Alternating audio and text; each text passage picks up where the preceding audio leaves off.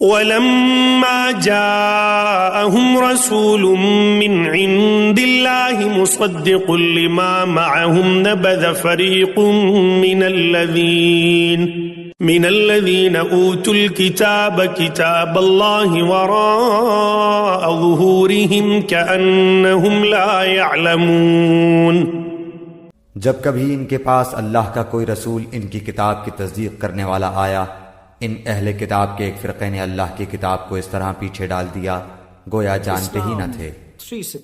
وَاتَّبَعُوا مَا تَتْلُو الشَّيَاطِينُ عَلَى مُلْكِ سُلَيْمَانَ وَمَا كَفَرَ سُلَيْمَانُ وَلَكِنَّ الشَّيَاطِينَ كَفَرُوا يُعَلِّمُونَ النَّاسَ السِّحْرَ وَمَا أُنزِلَ عَلَى الْمَلَكَيْنِ بِبَابِلَ هَارُوتَ وَمَارُوتَ وَمَا يُعَلِّمَانِ مِنْ أَحَدٍ حَتَّى يَقُولَا إِنَّمَا نَحْنُ فِتْنَةٌ فَلَا تَكْفُرْ فَيَتَعَلَّمُونَ مِنْهُمَا مَا يُفَرِّقُونَ بِهِ بَيْنَ الْمَرْءِ وَزَوْجِهِ وَمَا هُمْ بِضَارِّينَ بِهِ مِنْ أَحَدٍ إِلَّا بِإِذْنِ اللَّهِ وَيَتَعَلَّمُونَ مَا يَضُرُّهُمْ وَلَا يَنفَعُهُمْ وَلَقَدْ عَلِمُوا لَمَنِ اشْتَرَاهُ مَا لَهُ فِي الْآخِرَةِ مِنْ